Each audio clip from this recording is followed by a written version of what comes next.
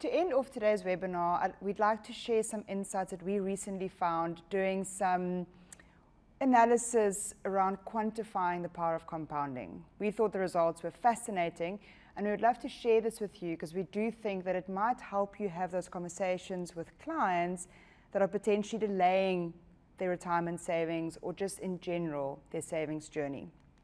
Now, to help me land the message, today we've created two personas. We have Sipho and we have Michelle. They're both 20 years old, they're good friends, but they've got different outlooks and different approaches to their 20s, their 30s, etc. So Sipho, quite dynamic, firmly believes in delayed gratification, quite a hustler, working jobs while he's studying, and he's very committed to starting early. Then we have Michelle, who's also a very hardworking student who worked hard throughout her school career, and now that she's starting to earn a salary, she wants to enjoy it. She's got an outlook of, I'll get it when I'm 30. Right now, I just want to see the world, experience a few fun things. And we looked at how each of these outlooks and how each of these savings journeys end up when they're older. So let's first look at Sipho. So as I said, he's 20. He is working at some of the top Cape Town restaurants in the evenings and over weekends while he's studying accounting. And he, from the very first paycheck that he received as a waiter, from the very beginning, he said, I'm going to put away 5,000 Rand a month. I'm going to sign it up as a debit order, increase it by inflation, which we assumed is 5% every year. And he stuck to this discipline. He never had the money come into his bank account effectively. It went off on his debit order, and he was very disciplined around living within his means after saving. He chose a multi-asset high equity fund, which we assumed will give him inflation plus 5% over the long term. So in this scenario, 10% per year over the long term. In the 10-year period that he was saving, so from 20 to 30, he put away 850,000 Rand. At this point, he had nearly 1.5 million Rand saved up, and he had met his wife, they were starting a family, they bought a house, and he thought, you know what, I've been very diligent for a long time, now I'm going to start enjoying my money. And he stopped this particular savings path that he was on, and he started enjoying his home, his family experiences, etc. But he left the money there.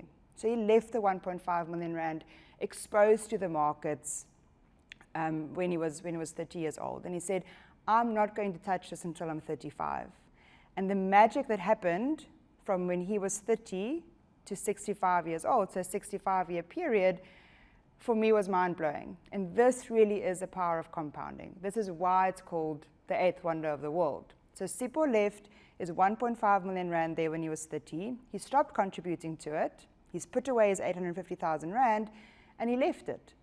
And when he was 65 years old, or when he turned 65, that 10 years of diligent saving in his 20s is now worth 90 million Rand. And that 90 million Rand, to bring it back to today's terms, what does that mean?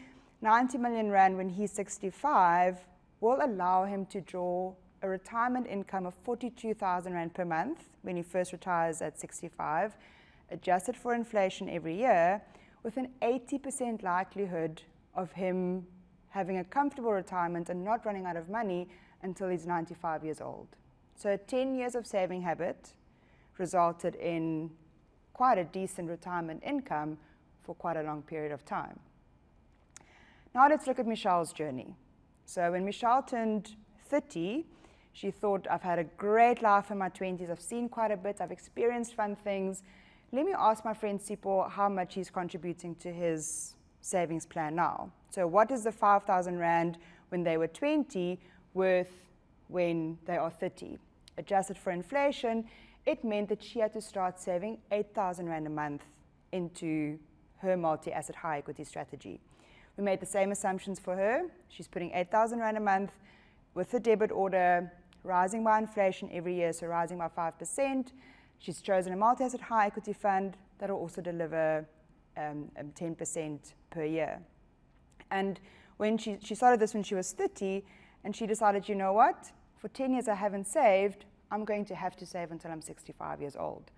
Over this 35-year period where Michelle was saving, she contributed 9 million rand into her savings, and that savings pot, or that savings journey, or her savings discipline, grew to 50 million rand, which is a great amount. It's a great savings plan to have. But if we do the same analysis on her 50 million rand than what we did with Sipo's 90 million rand, it results in 23,000 rand a month. So 50 million rand for her when she's 65 will allow her to start retirement with a 23,000 rand a month income that can grow by inflation reasonably comfortably with an 80% chance of success for a 30-year period. And this for me was absolutely fascinating. So she saved for a full 35-year period compared to Sipo, who only saved for a 10-year period. Yet she's going to earn, if that was the only savings, nearly only half of what Sipo was able to save. If she wanted to catch up, if she wanted to be in the same position as Sipo at age 65, by only starting at 30, she would have to increase her starting contribution to 14,250 rand. So remember, Sipo started with 5,000 rand at 20. Michelle thought she'll start with 8,000 rand at age 30, which is 5,000 rand adjusted with inflation.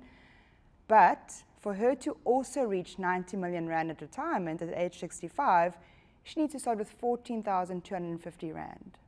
And this really made me think of the journey of saving for retirement. And it made me think back to when I was a 20-year-old or 22-year-old starting to work. I also looked at my paycheck and thought, gosh, I need to contribute as little as possible because I need some money to enjoy my life. And thankfully, I had an older brother that said, no, the earlier you start, the easier it's going to be. And he said, maximize your tax-efficient retirement contribution from day one because you need to contribute far less.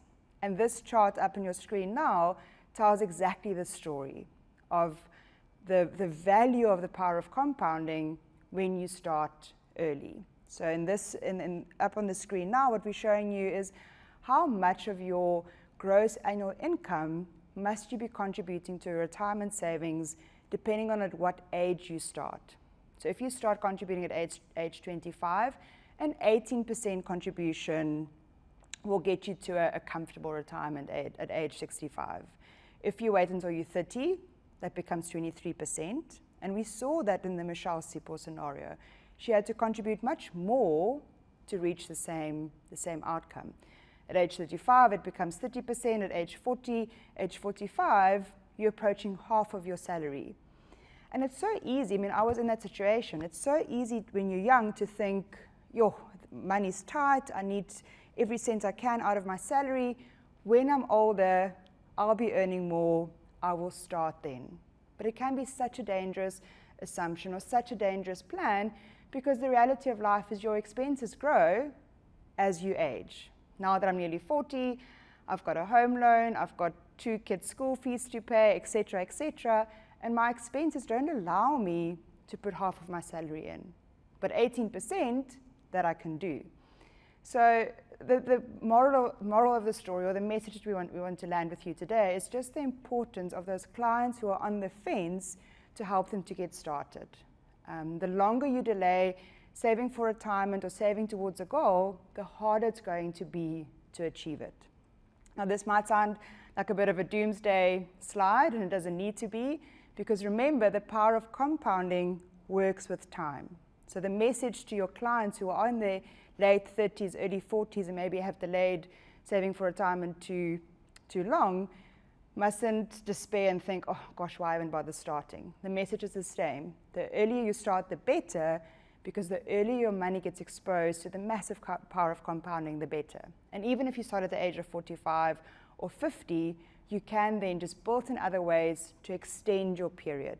It might mean that you're retiring at 70 instead of 65, but the earlier you start, the earlier you let your money be exposed to the power of compounding, the more powerful your growth will be from that benefit.